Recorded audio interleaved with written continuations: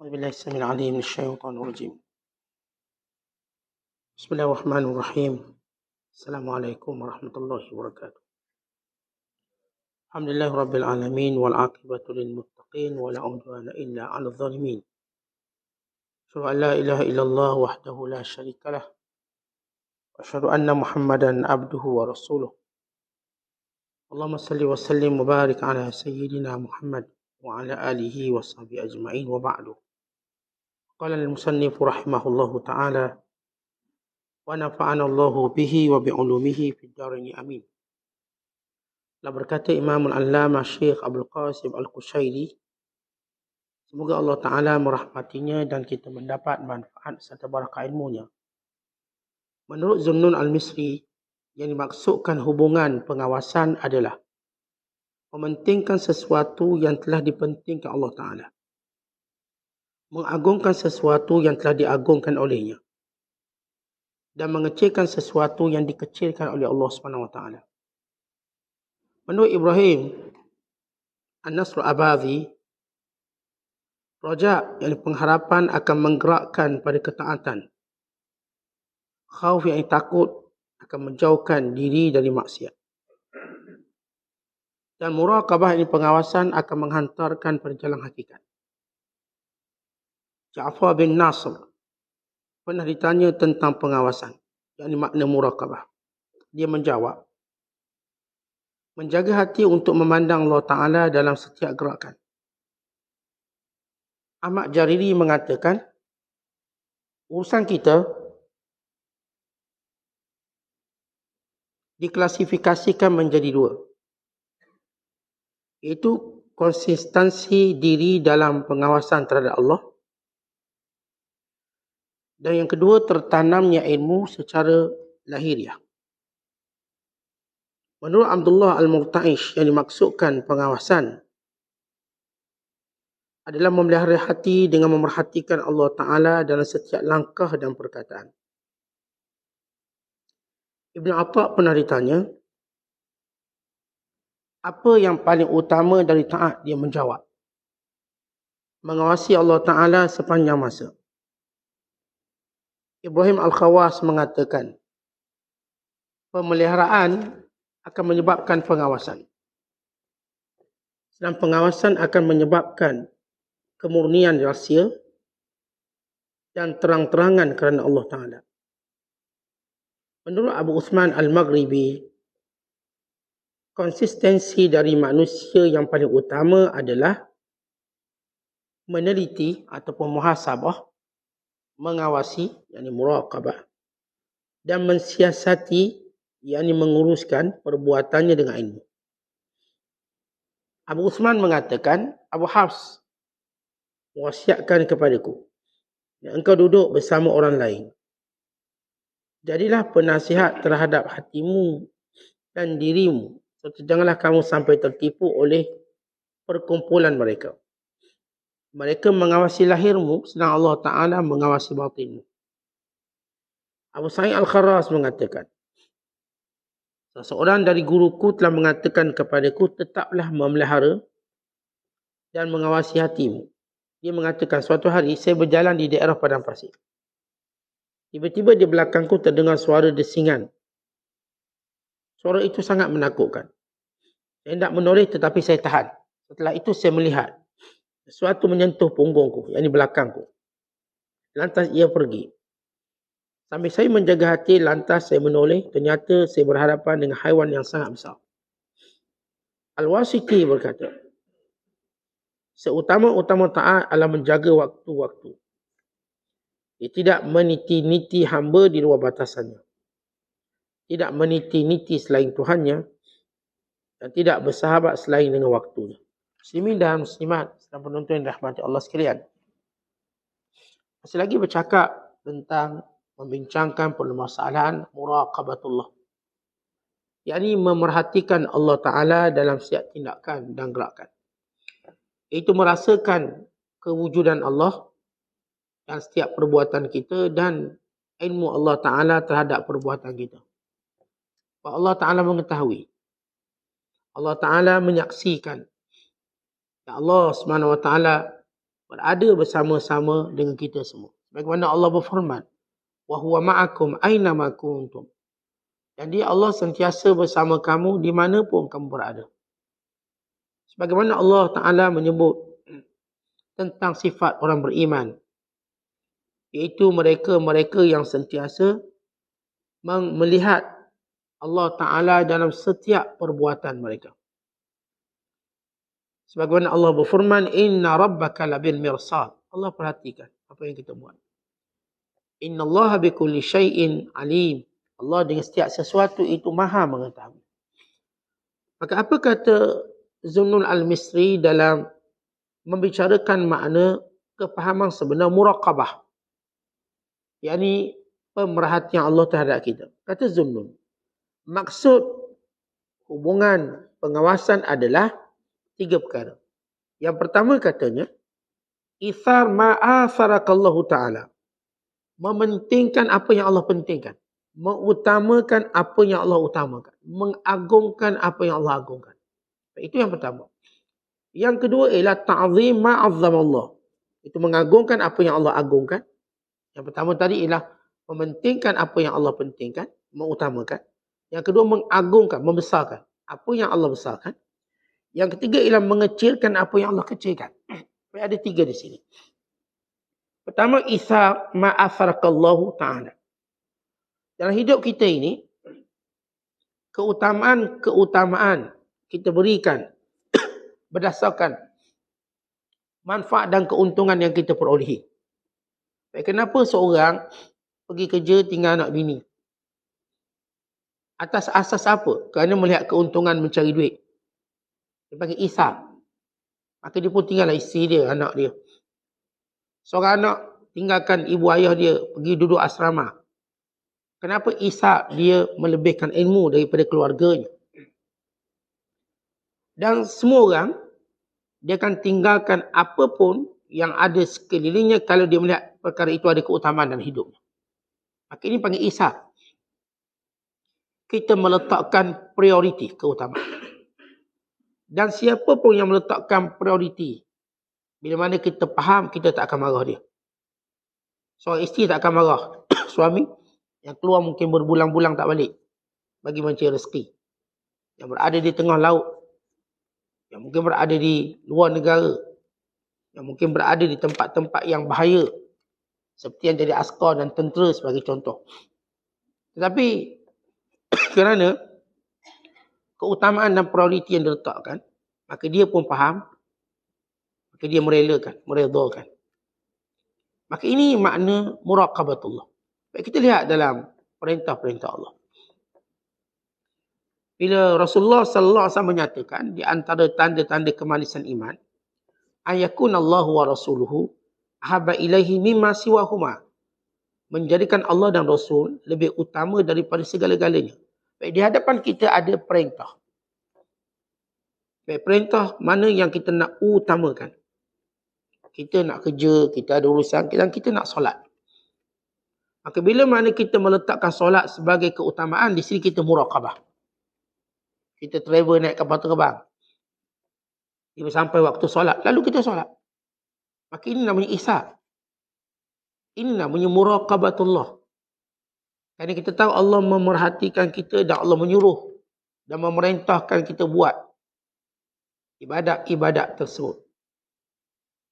Lalu kita mengutamakannya berbanding kita nak tidur, berbanding kita nak rehat, berbanding kita nak bersantai. Lalu kita bangun, solat. Maka ini isar.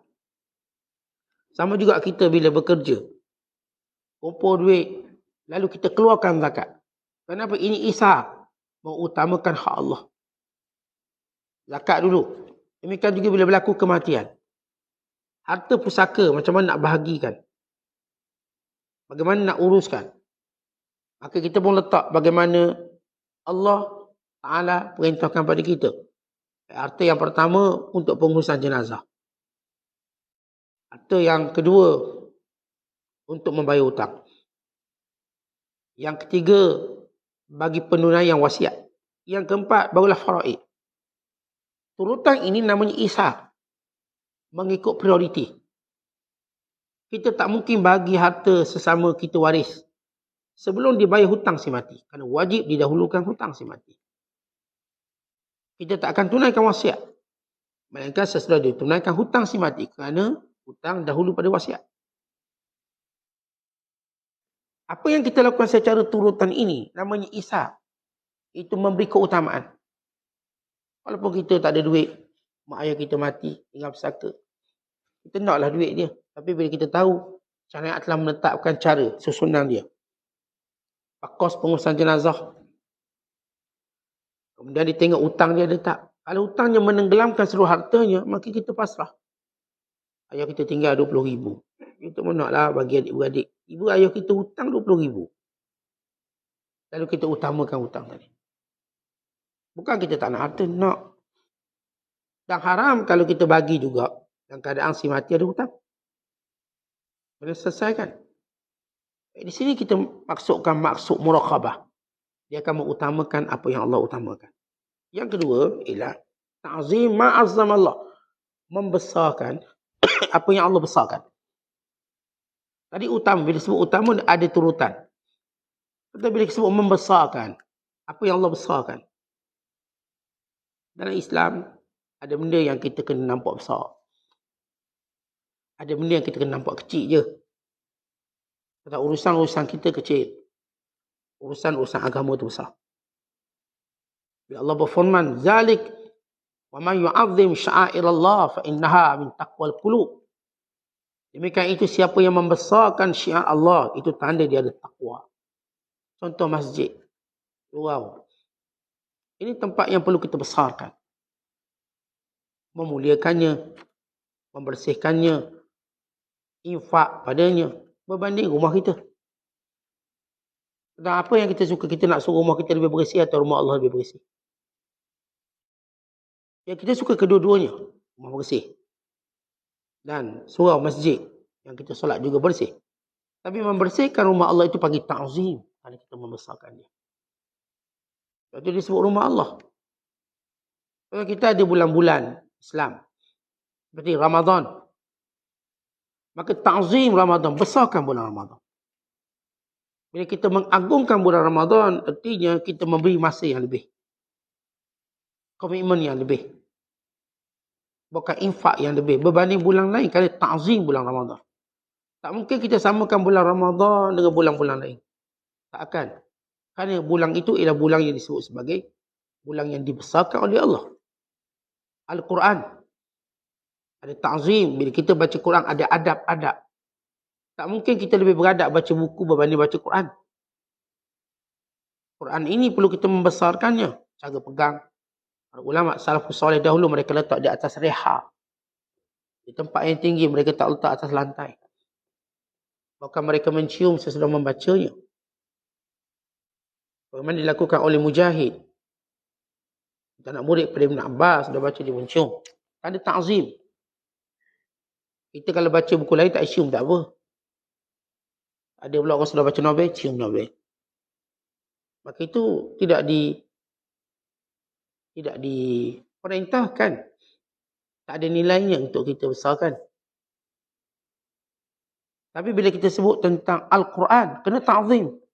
Ada wuduk kita, menghadap kiblat kita, baca dengan tenang, bertadabbur. Ini ta'zim.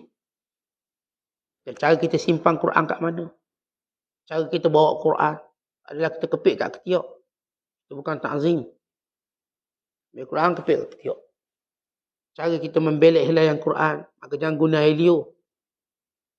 Contoh belek buku lain tak apa. Tak sini, ambil. Quran tak boleh. Perbuatan itu diharamkan kerana sifat helio itu kotor. Kita nak belek Quran ni, selai demi selai. Kalau tengok macam melekat, macam nak buat? Helio je. Bila kau campur kahak lagi teruk. Ambil helio, tak dibenarkan. Ini Al-Quran. Menconteng Quran tidak dibenarkan. Kadang-kadang kita saya conteng saat ni tempat berhenti. Tak, itu tak dibenarkan. Itu tidak membesarkan. Contoh nak conteng buku, boleh conteng. Tulis nota kaki. Tulis nota tangan ke nota kepala. Ke mana tuan-tuan lah. Tapi bila pergi pada Quran, kita tak menconteng. Kita tak buat garis lah. Ni. Ini Al-Quran. La ta'bas. Jangan kita kadang ta'bas artinya merosakkan Quran dengan contengan-contengan. Kalau kita baca kitab, tuan-tuan nak conteng kiri kanan atas depan tak ada masalah. Ni kalau kita mengaji pondok dulu, kita panggil dhabit. Dhabit ni maknanya ingatan. Bila kitab kita belajar ni penuh conteng-conteng. Kadang-kadang tok guru kita cakap kita tak bawa kertas spare. Kita tulis atas kitab. Pertama takut kertas tu hilang. Kalau kitab dia melekat sekali. Yang kedua kadang-kadang nota tu taklah banyak sangat tapi nak. Yang benar kita conteng. Saya masa waktu belajar saya conteng. Tapi bila pergi pada Quran kita tak conteng. Kenapa? Ta'zim. Atas Quran tidak ditulis dengan dakwat yang merah. Setengah ulama salaf memakruhkan perbuatan tersebut. Dan warna yang tidak sesuai. Ta'zim. Walaupun tidak disepakati dalam bab dakwat merah. Ditulis dakwat merah. Tapi yang jelas yang saya katakan waktu tuan-tuan nak belik setiap lembaran Al-Quran jangan gunakan air liur. Maka belik dengan elok-elok. Kerana kalau kita biasa baca Quran tak ada masalah kita nak belik Quran. Tak perlu kita nak guna air liur kita. Kalau tuan-tuan baca buku lain, tuan-tuan nak guna air liur ke nak guna kahak ke itu pulang. Bila Quran dia ada ta'zim, cara duduk, cara baca, cara letak Quran, cara simpan Quran. Maka apa hukum kalau kita meletak sesuatu di atas Quran? Tetapi bila ada Quran, kadang-kadang kita tindih dengan buku lain. Atau kadang-kadang Quran kita ini berada di tingkat bawah, kita tingkat atas. Kita berjalan atas dan bawah Quran, apakah boleh atau tidak? Kata Imam Ibn Hajar Al-Haythami, dalam hal tersebut bergantung pada niat. Kalau niat kita untuk merendahkan maka tak boleh. Kalau tak ada niat apa-apa maka harus. Dengan Al-Quran tak boleh kita tindih boleh. Walaupun sebaiknya ditazimkan diangkat. Jangan ditindih dengan buku lain di atas Quran. Itu sebaiknya. Tapi kalau ditindih dengan buku lain. Di Quran dia pun letak atas tu maksurah. Contoh. Benda zikir jugalah. Letak buku agama yang letak dalam mushaf tu bawah. Kita dah sebut kata-kata Imam Ibn Hajar. Apa niat dia? Kalau dia tak ada niat apa-apa tak ada masalah. Kita umur tingkat 2 Quran di bawah dan kita di atas. Apakah hukum letak Quran di bawah dan kita buat tingkat atas? Maka mengikut niat. Kalau kita tak ada niat menghina tak ada masalah. Kalau ada niat menghina maka salah. Niat itu juga berkait dengan ta'zim, membesarkan Al-Quranul Karim. Ini contoh kita sebut tentang bulan Ramadan, kita sebut tentang Quran, kita juga sebut tentang para ulama, menta'zimkan para ulama. Yang ini memuliakan kerana ini para ulama ini syiar Allah atas muka bumi. Yang membacakan ayat Allah, yang menyalahkan Quran. Tidak mungkin kita layan para ulama seperti kita layan orang biasa. Bukan layannya sebagaimana tuan-tuan layan VIP dunia, kalau kita nakkan dunianya. Tapi kita layannya kenakan akhiratnya. Kerana memuliakan akhirat. Al-Imam Muhammad Hasan Syaibani. Satu hari dia menaiki kenderaannya, kuda, untuk bertemu dengan Harun al-Rashid. Tiba-tiba di tengah jalan, dia bertemu dengan Imam Asy-Syafi'i. Dia tanya, wahai Syafi'i nak ke mana? Kata Imam Asy-Syafi'i, saya nak pergi rumah awak lah, rumah Syekh. Walau dia ada temu janji dengan khalifah. Maka dia pun berpatah balik. Kenapa dia membesarkan Imam Syafi'i daripada Harun al-Rashid? Imam Syafi'i tanya, kenapa awak muliakan saya? Berbanding Harun al-Rashid, ini sultan. Dan bukan sultan yang biasa-biasa. Kerana dia melihat mentazimkan para ulama lebih mulia daripada sultan itu sendiri. Lepas tu ada seorang ulama, dia ada anak murid yang bapak. Maka bila mana menjadi adab anak-anak murid, bila tok guru turun, mereka akan pergi. Itu adab, kerana membesarkan guru ni. Guru datang ziarah, dia akan turun. Maka di kalangan anak-anak murid rapat, ada yang tak datang. Maka gurunya tanya. Yang ni datang. Yang seorang tu tak datang sebab jaga ayah. Seorang tu tak datang saja tak nak datang. Maka dia berkata yang mendatangi Allah akan berkati ilmu kamu. Tapi yang jaga ayah tak datang, itu Allah akan kayakan dia. Harta dia, tapi bukan ilmu dia. Kalau kita jaga mak ayah, itu ialah gedung kekayaan. Tapi kalau kita menjaga para ulama, itu gedung ilmu. Ia ada kelebihan besar jaga mak ayah. Siapa yang jaga mak ayah, Allah pelihara dia daripada kefakiran. Tak akan fakir orang jaga mak ayah dia. Infak. Tapi bila dia berhadapan untuk guru dia, maka di situ dia akan terlepas ilmunya. Boleh dapat hartanya. Dan itu bila ditanya kepada Iskandar Zulkarnain, mana yang kamu muliakan, ibumu atau gurumu? Dan ulama. Katanya guruku.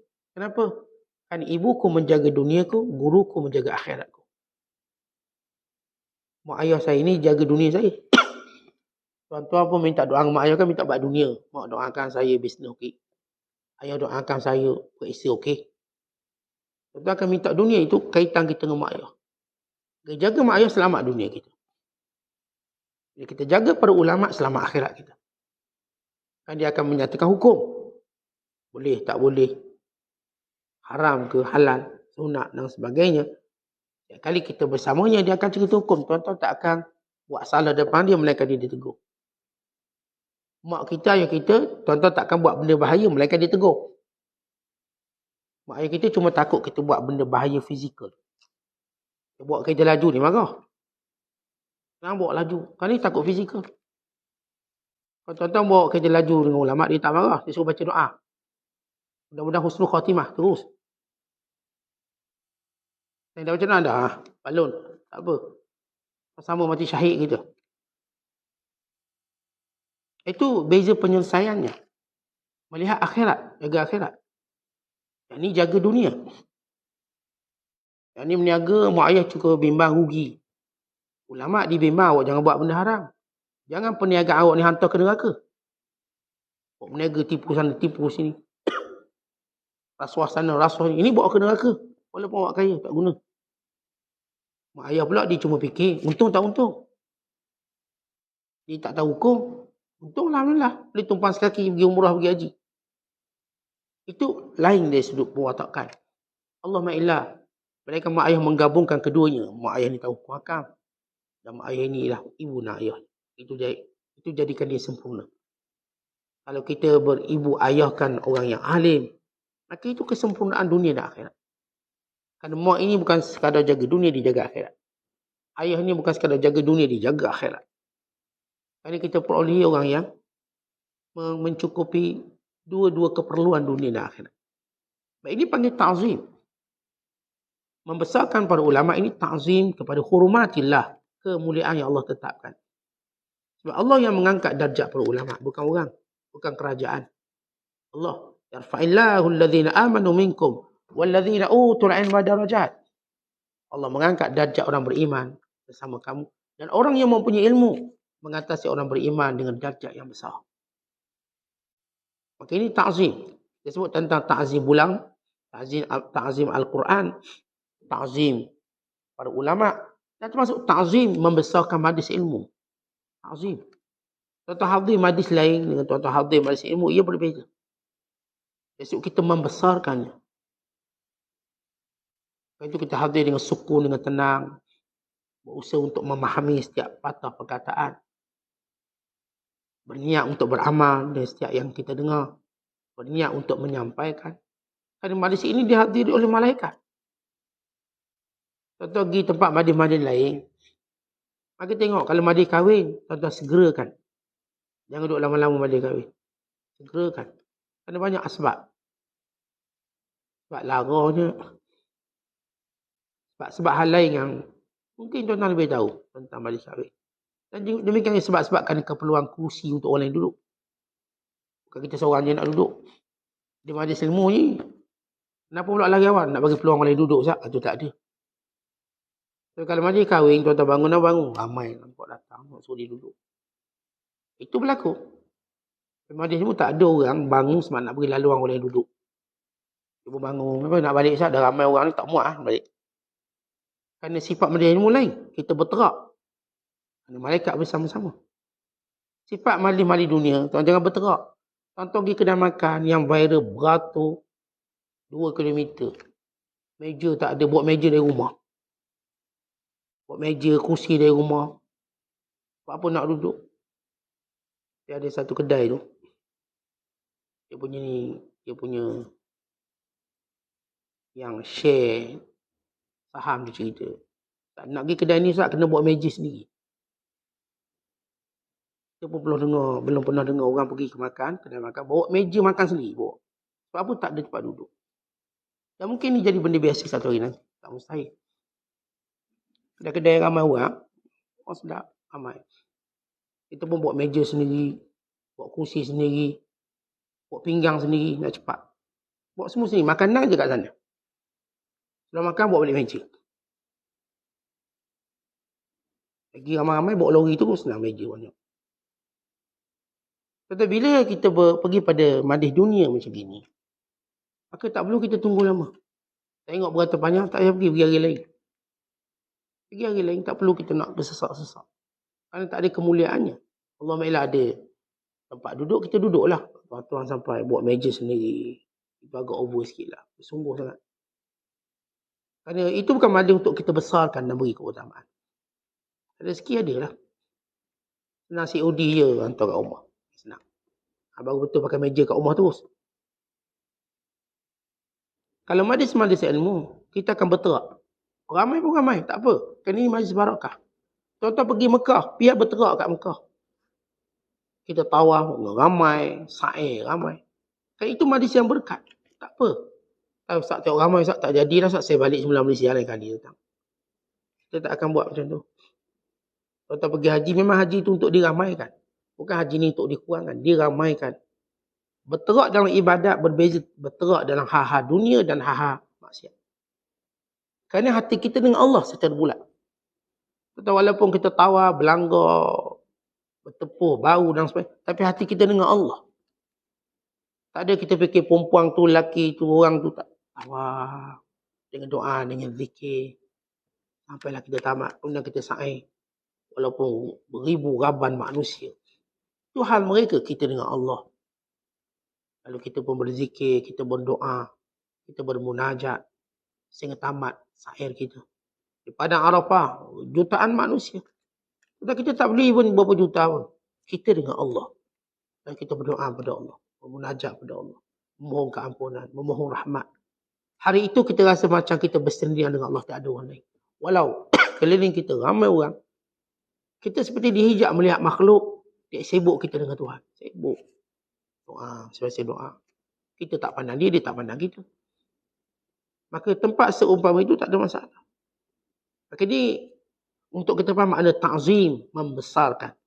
Dan yang ketiga kata Zunnun al-Misri, tasghir ma sagharallah. Mengecilkan apa yang Allah kecilkan. Apa maksud mengecilkan apa yang kecilkan? Dalam hal urusan dunia jangan pernah pandang besar. Atau rugi bisnes jangan pandang besar sangat. Belum ada rezeki, nanti ada tu. Dan persoalan jodoh, ada jodoh tak jodoh, jangan pandang besar sangat. Ada jodoh insya-Allah, tak ada jodoh nak macam mana? Dalam bab kita dapat zuriat, tak dapat zuriat, jangan nampak besar sangat. Besar ni Ustaz, saya nak juga, tiba-tiba dapat anak, jahanam pula anak. Lah. Kalau tahu baik tak ada anak. Cakap lain pula. Kata Allah bagi, alhamdulillah. Kalau tak bagi kita bersabar. Kita naik pangkat, tak naik pangkat, jangan besar sangat urusan pangkat, tak pangkat. Kan setiap pangkat tu ada amanah dan tanggungjawab. Kau dapat, alhamdulillah. Kau dapat, kita tahu ada hikmahnya. Dalam hal yang Allah Ta'ala jangan menyuruh kita jangan pandang besar. Apa dia? Hal duniawi kerana kullu man 'alaiha fan. Semua benda atas dunia nak akan hancur. Maka jangan pandang besar urusan dunia. Kalau tuan-tuan pandang besar urusan dunia, tuan-tuan akan sentiasa sedih. Yang berpanjangan. Mungkin berbalah. Yang tidak berkesudahan. Mungkin perkara yang membinasakan kita. Andai contoh kita sebut. Saat saya ni jodoh tak ada. Dah berapa umur ni? 60. Tak ada jodoh. Katakan. Baik, tak ada jodoh. Kita memperhatikan orang yang ada jodoh. Orang ada jodoh, last kali pasangan dia mati juga. Dia pun kekal macam kita, tak ada jodoh juga sama. Orang yang ada anak, last kali anak dia tinggalkan dia juga, dia kekal macam tak ada anak juga. Mana anak? Semua asrama Ustaz, tak ada seorang.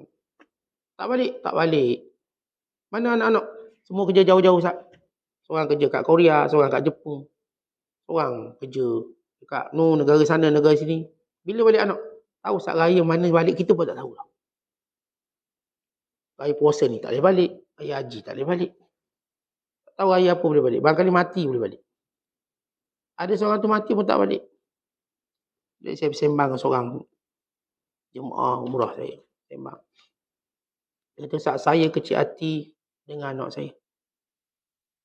Saya kata, kenapa? Anak saya ni kerja dekat England. UK, kaya lah, duit banyak. Bila mak dia mati, dia tak nak balik. Saya kecil hati sampai sekarang saja. Memang macam tak maaf. Walaupun dah lama mati, dia balik juga. Tapi saya rasa tak ada nilai dari balik. Itu contoh orang ada anak. Kalau setiap kali hari raya, tuan-tuan, dia pun tengok rancangan orang tua, di rumah orang tua. Dia interview lah hari raya. Kita makan apa, sekian. Siapa yang tanya, ada anak? Seorang tu cakap, saya ada anak 13. Mana anak? Semua sibuk. Atau saya rumah orang tua. Biar anak tak ziarah? Tak ziarah. Itu cerita ada anak 13. Dan seorang hamba Allah sampai tempat jaga orang tua tu buat report. Anaknya cuma ambil kad ATM dia untuk warisi pencen dia. Ayah tinggal situ. Sebab apa anak dia tak bayar yuran kos penyelenggaraan atau yuran kos atau orang tua. Cik ni ada duit pencen. Tapi anak dia ambil kad ATM tu bukan duit. Ni pusat jagaan cuma meminta untuk sikit makan minum dia, sikit bentuk pakaian dia. Tapi ini realiti kita lihat dalam hidup. Sebab itu bila kita tak dapat urusan dunia, maka jangan terlalu bersedih. Ini benda yang bukanlah benda besar. Cerita anak, cerita pasangan, jodoh, ini bukan benda besar. Jangan besarkan benda ni, nescaya kita tak akan rasa nikmat hidup di dunia ni. Ada jodoh, saya kata Alhamdulillah. Ada zuriat, Alhamdulillah. Ada naik pangkat, Alhamdulillah. Tak naik, okey, kita sabar. Satu hikmah. Untung Alhamdulillah, tak untung tak apa. Bisnes macam tu lah, kadang untung, kadang tak untung. Ada orang bankrupt 70 kali rugi sebelum dia untung sekali. Kita tanam pokok, kadang pokok jadi, kadang tak jadi. Itu benda kecil lah, bukan waktu dia. Bila jadi, Alhamdulillah. Dia orang tu tanam pokok durian. Tambah berbuah, menakjubkan. Ni kalau bahasa kita panggil berendeh buah ni. Berendeh, mana banyak buah. Dia pun tunggu je. Dia dah plan tahun depan. Tahun depan tak berbuah sampai 10 tahun tak buah. Tahun pertama buah banyak. 10 tahun mendatang, tak berbuah. Maka kata kita ini urusan kecil. Sampai masa dia buah. Lama berbuah. Ada seorang hamba Allah tu. Ustaz, buah durian saya 20 tahun tak pernah berbuah. Ibu berbuah nak bagi ke Ustaz. Hantar umur saya. Sebab 20 tahun tak pernah buah, baru berbuah. Hantar. Jadi begitu kita lihat dunia. Urusan-urusan dunia tuan-tuan. Sampai masa dia akan berlaku. Lepas tu ramai orang tak pernah fikir nak jadi menteri, jadi menteri. Tak pernah fikir jadi menteri, jadi menteri. Bila sampai rezeki dia. Nak, tak dapat. Waktu tertentu, dapat pula. Kita pergi ngaikan. Waktu kita nak, tak dapat. Kadang-kadang tengah sembang-sembang, dapat pula. Demikian urusan hal dunia. Jangan pandang besar. Dan Allah sebut dalam Quran tentang dunia. Likai la ta'sau ala ma fatakum. Wala tafrahu bima atakum. Semoga dalam urusan dunia kamu tak sedih bila dia hilang. Dan jangan gembira bila datang. Kata Allah ajar kita. Bila dunia datang, jangan gembira sangat. Kita gembira kalau kita boleh buat benda yang kekal abadi. Tuan-tuan gembira kita boleh solat berjemaah. Itu patut tuan-tuan gembira sangat-sangat. Tuan-tuan patut gembira pada usia tua kita, Allah kembalikan kita pada fitrah kita. Patut gembira. Hari ini kekal. Tapi kalau untuk urusan duniawi, jangan gembira sangat, jangan sedih sangat. Just sederhana. Anak kita naik pangkat, punya ketawa, seronok kita, seronok. Tahu-tahu ni hantar Zimbabwe. Wah, sedih kita. Jauh pula dia. Dah lah anak seorang. Hantar Zimbabwe, kahwin pula dengan orang sana. Allah, payahlah nak balik kita. Beli tanah sana tanam durian. Lagi payah balik. Kita punya excited anak kita dapat ke sini, ke sana. Lepas tu kita akan sedih. Lepas tu urusan dunia, gembira sangat jangan. Bukan kata jangan gembira sangat. Dalam Quran Allah menyebut tentang hal urusan dunia supaya jangan terlalu gembira. Dengan firman-Nya, innallaha la yuhibbul farihin. Allah tak suka orang terlalu excited dalam hal dunia. Orang ni dapat melancong, excited Ustaz, dapat melancong tempat ni. Jangan, biasa je. Kalau tuan-tuan dapat ke Mekah, tuan-tuan patut excited. Kerana Allah pilih kita jadi tetamu Allah. Kerana Rasulullah bersabda, wafdullahi salasah. Tetamu Allah ada 3 golongan.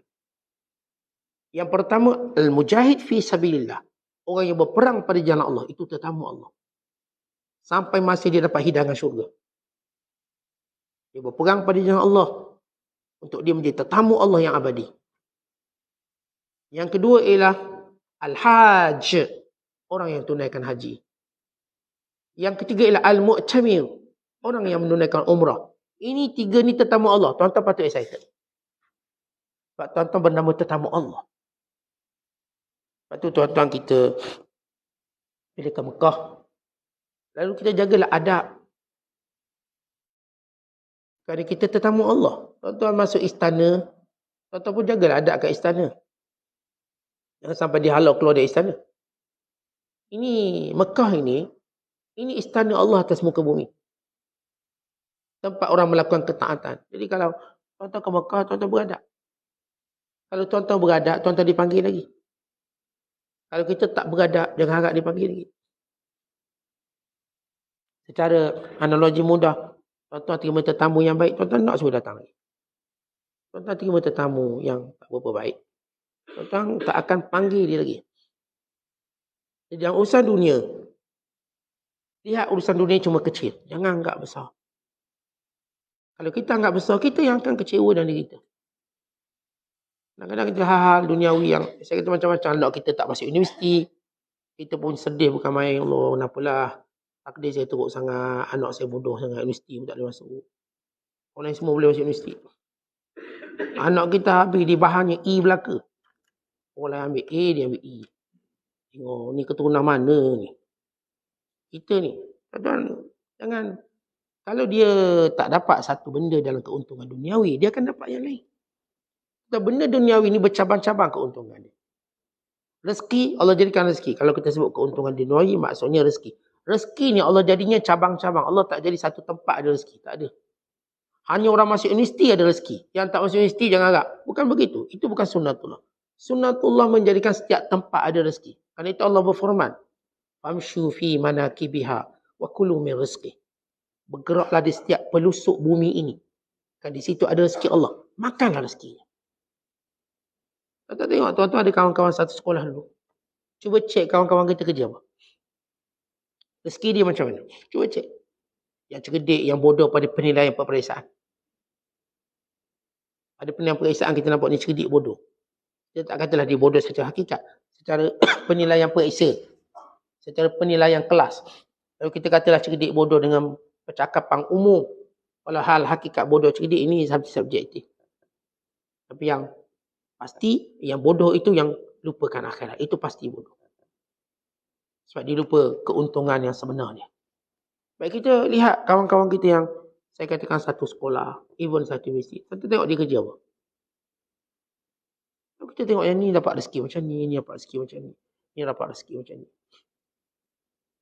Yang ni lagi tak kerja. Kenapa? Bini dia dah kaya Ustaz. Dia tolong bini dia je. Yang ni pula, tak kerja juga. Tolong bapak mentua je. Tolong perhabis duit buat mentua. Tak ada orang nak tolong perhabis. Rezeki dia macam tu je. Ada orang tolong sekian. Artinya Allah jadikan rezeki ni luar biasa. Kalau saya katakan tuan-tuan dapat tengok rakan sekelas cukup. Berapa orang sekelas tu? 40 orang. 40 alam cari friend kat Facebook. Tengok dia kerja apa. Yang ni jual sayur. Yang ni jadi kontraktor. Yang ni jadi sekian. Yang ni jadi sekian. Dia sahabat saya seorang tu. Dia tak cerdik lah banding-banding orang yang bijak-bijak cerdik. Takdir ayah dia accident. Mati. Satu family mati semua accident. Tinggal lah dia seorang. ayah dia ni ada hardware. Maka dia ni sekelas dengan saya. Dia pun berhenti sekolah untuk uruskan hardware. Ayah dia. Pada usia muda. Kita duk sibuk nak masuk universiti. Dia dah kaya. Allah bagi dia rezeki. Kaya, dia dah. Zaman kita telefon pun tak jumpa lagi, dia dah pakai yang Nokia lipat lah. Orang korporat tahu lah tu. Jadi dia dah berjaya. Berjumpalah dekat Kuala Lumpur. Bila kita jumpa kawan-kawan, tanya kerja apa? Itu soalan biasa, kerja apa? Tanya anak berapa? Dia soalan-soalan yang kita pun dah tak reti nak reka soalan lain kalau jumpa kawan-kawan lama. Kau jumpa, tuan-tuan jumpa kawan lama, apa soalan baru, tuan-tuan boleh reka. Yang common kita tanya anak berapa, kerja kat mana. Kau jenis berani sikit, gaji berapa? Atau berani tu tanya soalan tu. Tu mungkin rapat betul. Kalau tak rapat, tak berani tanya gaji orang. Macam mana sekarang bisnes sekian. Maka kita pun tengok, Masya Allah, Allah bagi dia rezeki dia yang awal. Sebab itu kita tegaskan apa yang disebut oleh Allah Ta'ala. Dalam urusan dunia, ini urusan kecil. Kita panggil. Urusan akhirat, urusan besar. Kita patut bersedia kalau terlepas qiyam mulai, terlepas baca Quran. Ini urusan besar. Kerana di akhirat kelak, yang kita sesalkan ialah terlepas perkara akhirat, bukan hal dunia. Kerana di sini Allah dah beri gantian yang jauh lebih agung daripada dunia. Tentu bagaimana kalau kita dah dapat satu nikmat, kita masih nikmat yang hebat, kita nak teringat nikmat yang kecil. Allah dah siap benda yang kat dunia yang kita nak dulu, makan, minum, semua ada dalam syurga. Dengan luar biasa. Yang kita sesalkan nanti ialah akhirat yang kita tak buat. Yang saya pernah sebut dalam satu asar. Ahli syurga, bila duduk kat syurga, antara benda yang dipikir, kenapa waktu aku duduk masa tu aku tak zikir? Dia masih tengok ruginya kalau aku zikir. Walau dia dah masuk syurga. Dia dah masuk syurga. Jangan kata yang masuk neraka. Yang masuk neraka Allah cerita keluhan mereka. Rubama yawaddul ladzina kafaru. Rubama yawaddul ladzina kafaru. Kata Allah Ta'ala. Lalu beranganglah orang-orang kafir. Lau kanu muslimin. Kalau mereka dulu kat dunia Islam cukuplah. Tunggu ayat ini kata ulama. Ketika mana Allah keluarkan semua orang beriman dalam neraka. Mula-mula orang kafir ni kata, apa beza kamu kami masuk neraka sekali? Kata orang kafir pada orang Islam yang masih ada iman.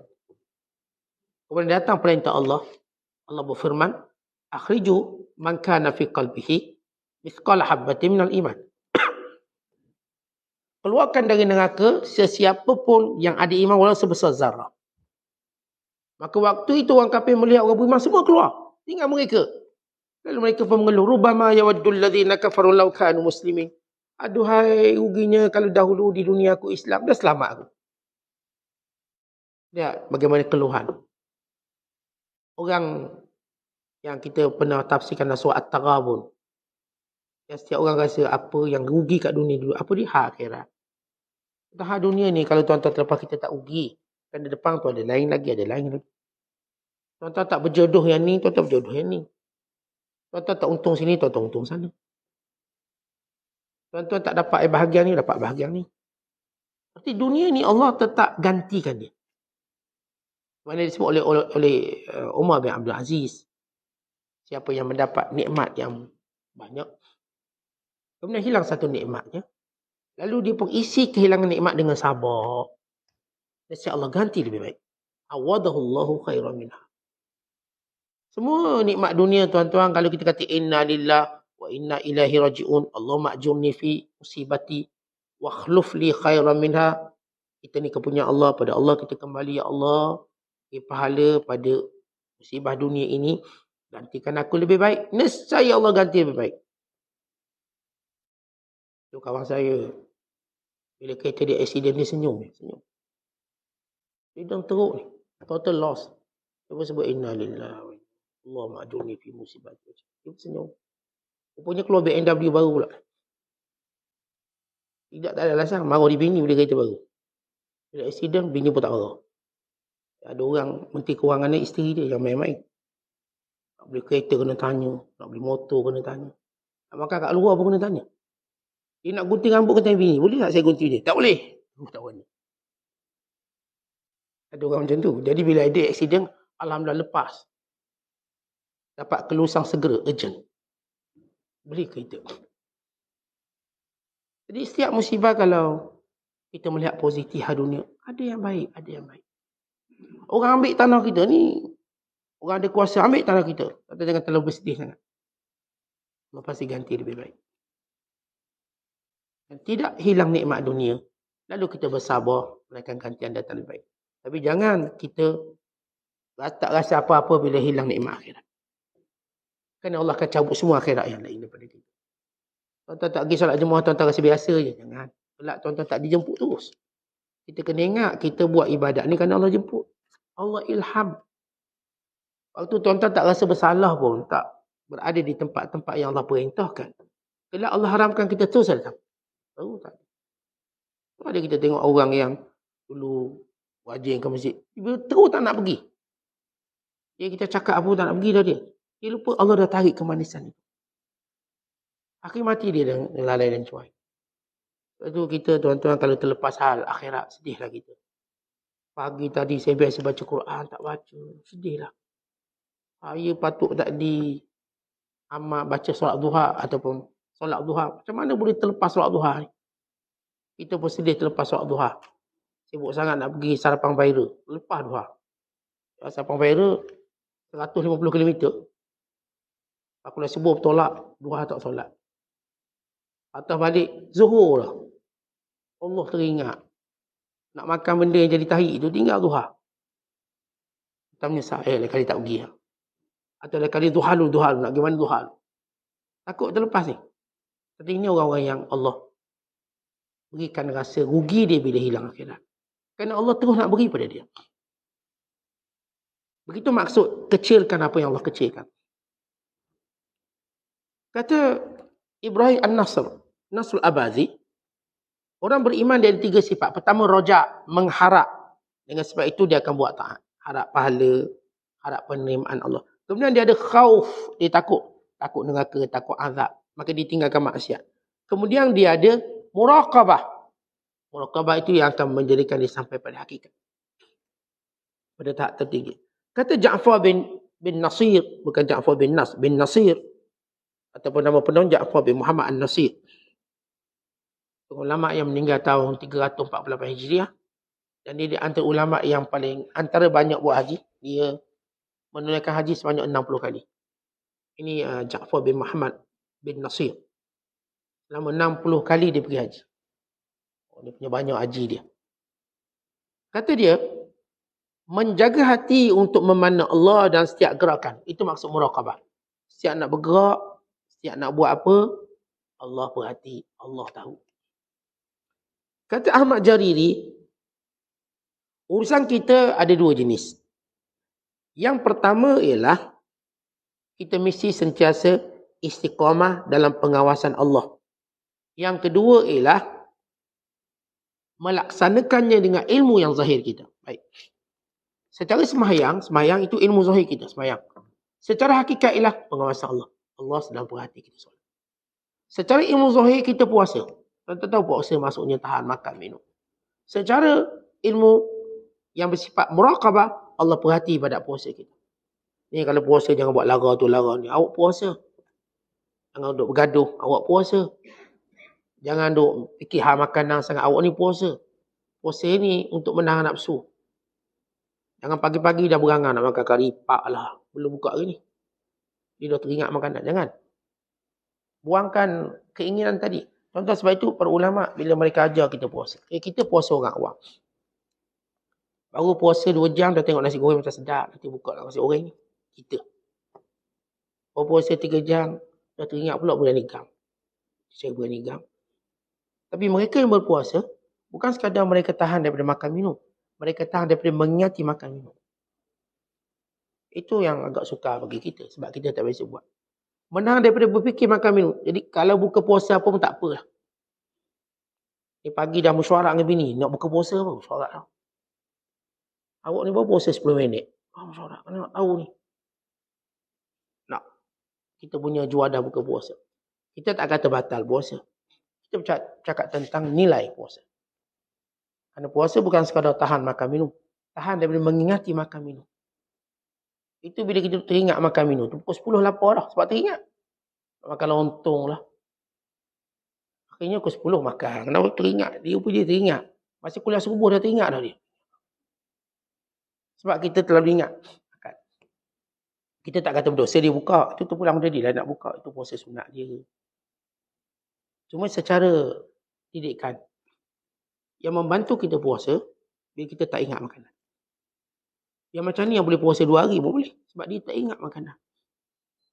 Tapi yang tak bantu kita puasa. Bila kita teringat makanan. Kalau tuan-tuan ni puasa ingat makanan. Makan je lah. Selesai masalah. Hidup teringat. Bergolek sana. Bergolek. Makan je.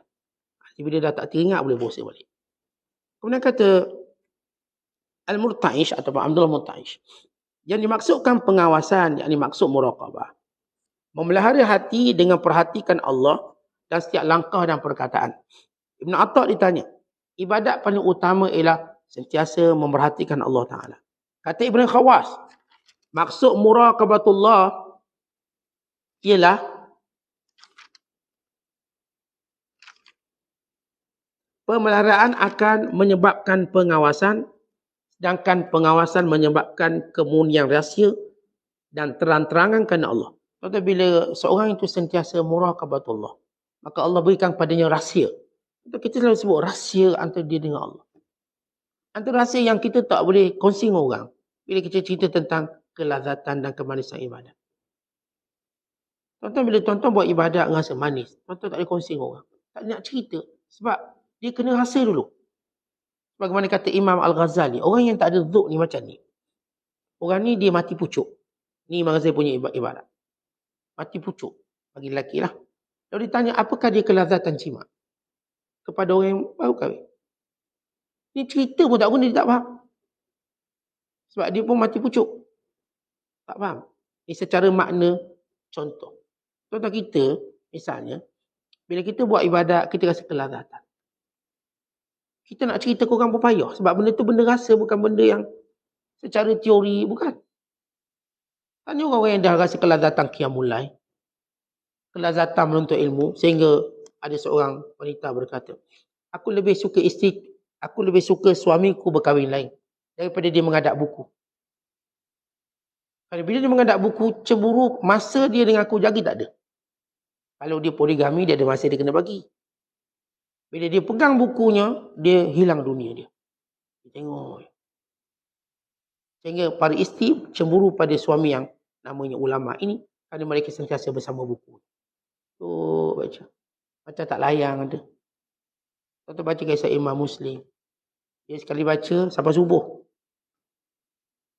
Dia cakap dengan isinya, yang malam ni jangan kacau, aku nak baca buku. Tutup itu, kunci. Bini pun tak boleh masuk, kena kunci terus. Oh, sampai subuh esok. Demikian murajaah mereka. Kerana mereka rasa zuk manis. Kata Imam Ibn Aqil, kalau raja-raja tahu kemanisan kami dalam ilmu, dan benda ni boleh diambil, niscaya mereka ambil dengan kuasa mereka. Nak kemanisan itu. Tapi mereka tak tahu. Kami tahu. Imam Ibn Aqil di kanan buku 800 jilid. Namanya kitab Al-Funun. Sampai hari ni tak ada orang boleh terjemah kitab tu. 800 jilid antara kitab terbesar dalam ensiklopedia ilmu Islam. Yang dikarang oleh Imam Ibn Aqil. Dia kata kalau raja-raja tu tahu kelazatan kita untuk ilmu, dan dia boleh ambil benda tu secara macam dia ambil makan minum, mesti mereka ambil dengan pedang, dengan kuasa. Mereka tak tahu, kita je tahu. Jadi tuan-tuan, maksud rahsia ni, bila Allah beri kita kelazatan ni. Itu lihat para syuhada. Kalau kita tahu betapa orang mati syahid ni sedapnya. Dan saya tuan-tuan sekalian, kita semua nak mati syahid. Tapi benda tu kita tak boleh rasa. Tak boleh nak cerita. Benda tu dirasai oleh orang-orang yang mati syahid. Orang disebut oleh Nabi SAW, orang mati syahid dia tak sakit bila dia mati. Mereka satu cubitan kecil. Macam kena cubit. Yang tuan-tuan tengok mati biasa tu, mati atas katil mewah. Ingat macam tak sakit, itu lagi teruk tu. Macam dia tetak 300 pedang. Yang mati syahid kita tengok kena bom, rupanya cuma cubitan. Itu hakikat yang Nabi SAW sebut. Tentang orang yang berperang pada jalan Allah. Tapi benda tu, contoh kalau kita letak pada pandangan zahir, siapa berani? Sebab mereka tak dapat rasa. Tapi bila mereka dah lalui, sebagaimana kisah seorang sahabat Nabi SAW. Yang mati syahid. Kemudian, dia berkata pada Allah, ya wahai Tuhanku, bila Allah berfirman pada para syuhada, tamannau, sila berangan-angan apa yang kamu nak. Katanya, boleh tak kami nak kembali ke dunia untuk kami berperang dan mati, berperang dan mati dan berperang dan mati. Sebab lazatnya mati syahid. Allah kata tak boleh. Aku yang akan beritahu tentang orang-orang yang mati tidak mati di sisiku. Wala taqulu liman yuqtalu fi sabilillahi amwat bal ahya'un walakin la tash'urun.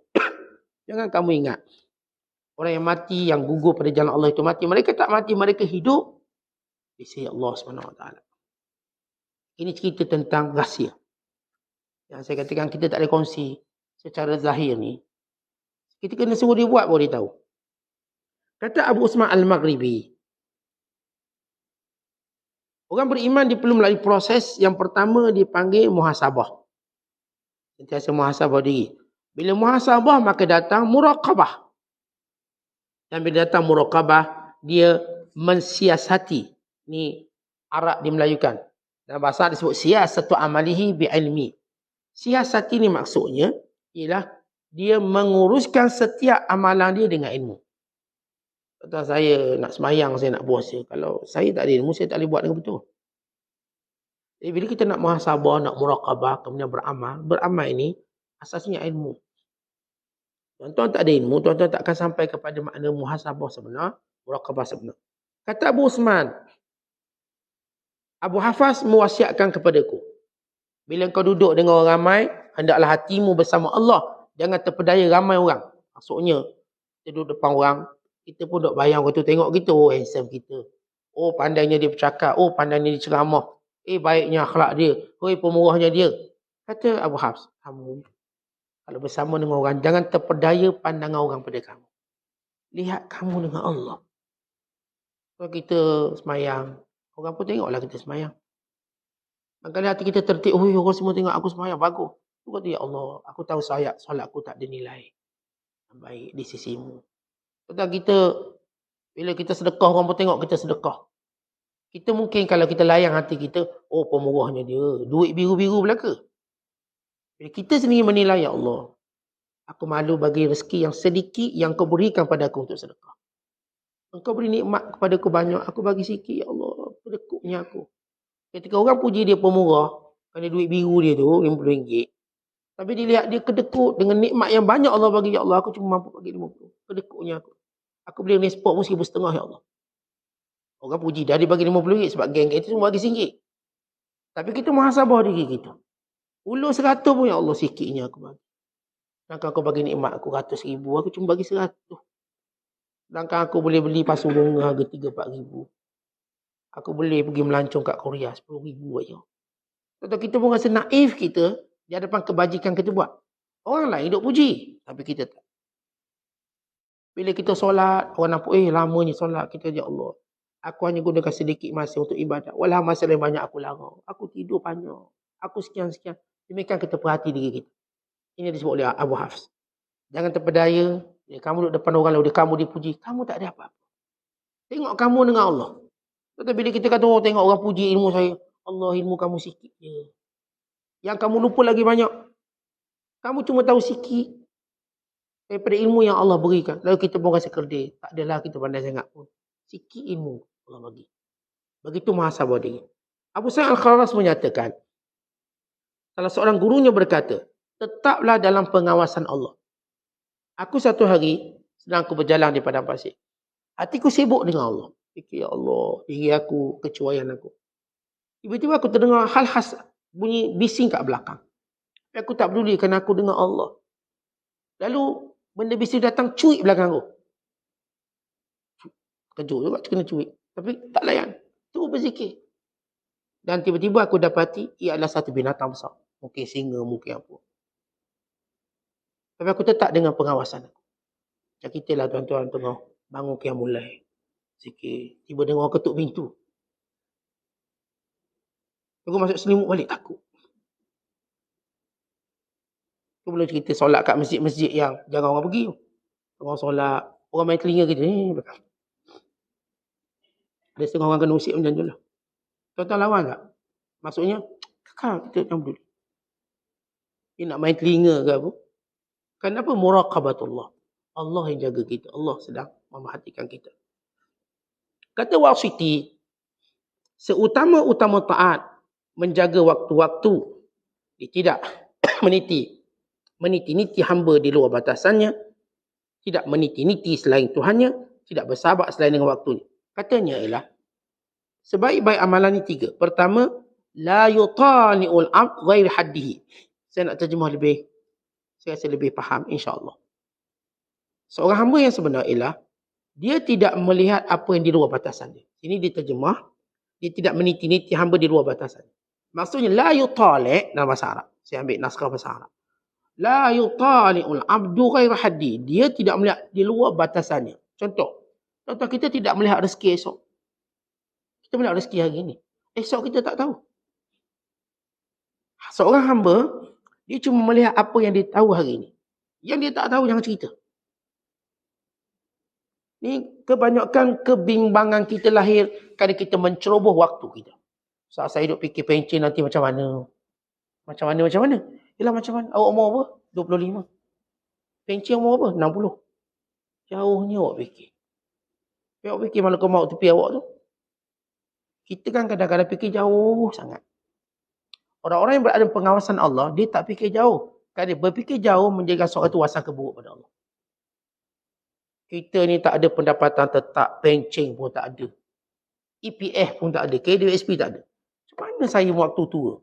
Dengan geng-geng kita, yang tua-tua duk ambil KWSP, duk dapat pencen. Kita ni kerja kampung. Kerja-kerja sendiri, tak ada caruman. Macam mana? Kita jangan fikir melampaui hak, tuan-tuan. Jangan fikir melampaui hak. Maka teruskan hidup macam biasa. Teruskan. Jangan fikir nanti tua macam, jangan fikir. Terus. Sampai masanya kita tahu macam mana Allah menyusun rezeki kita. Satu. Yang kedua, wala yuraqib ghaira rabbih. Sini dia terjemah, tidak meniti-niti selain Tuhan. Yang maksudnya, jangan perhatikan selain Allah. Tuan-tuan reda, cuma reda Allah. Suka Allah. Orang tak suka, tak apalah. Orang tak reda kita, tak kisahlah. Kita cuma cari reda Allah. Yang kita buat ni Allah perintah. Orang kata kita ni kolok, bodoh. Kenapa kau ni bodoh tak ambil rasuah? Kalau ambil rasuah, lepas belanja anak-anak sekolah tahun depan. Dia tak apalah. Saya nak cari rezeki halal. Orang kata kita bodoh, sedangkan kita nak cari halal. Kita nak cari hukum di sisi Allah. Oh, kenapa lah awak tak buat macam ni, tak buat macam ni? Kita mencari redha Allah. Ni awak pakai tak seksi, bos tak suka tau. Bos kita suka, yang seksi-seksi tu naik pangkat cepat. Tak apalah, saya ikut perintah Allah. Dia tak suka sudah, asal Allah suka. Ini orang-orang yang benar-benar ada nilai keimanan. Yang ketiga, wala yuqarin ghaira waqtihi. Di sini diterjemah, tidak bersahabat selain daripada waktunya. Maksudnya ialah, tuan-tuan kita, bila kita sebut la yuqarin ghaira waqtihi, kita jangan bandingkan waktu orang lain dengan waktu kita. Waktu kita ada jadual kita untuk itu. Kenapa kita nak ikut jadual orang lain? Jadual kita ada jadual kita. Itu keterbatasan waktu kita. Bila tuan-tuan cuba ambil jadual orang lain, tuan-tuan akan jadi orang paling sibuk. Dia tak ada kesempatan untuk tuan-tuan menyusun kebaikan. Tuan-tuan kita ada jadual kita. Saya jadual saya macam ni. Dalam mentaati Allah, solat 5 waktu, solat puasa, sekian, saya ada jadual. Maka tak ada orang boleh mengambil jadual saya dan saya pun tak akan ambil jadual orang. Waktu kita yang akan nilainya sendiri dengan nilai yang sebenar. Ini waktu kita. Yang amat berharga, modal perniagaan hidup kita ialah waktu. Maka jangan pernah kita melihat nilai waktu kita dengan nilai waktu orang lain. Kita ada cara menguruskan waktu kita. Dia orang ada cara menguruskan waktu mereka. Wallahu a'lam bissawab. Assalamualaikum.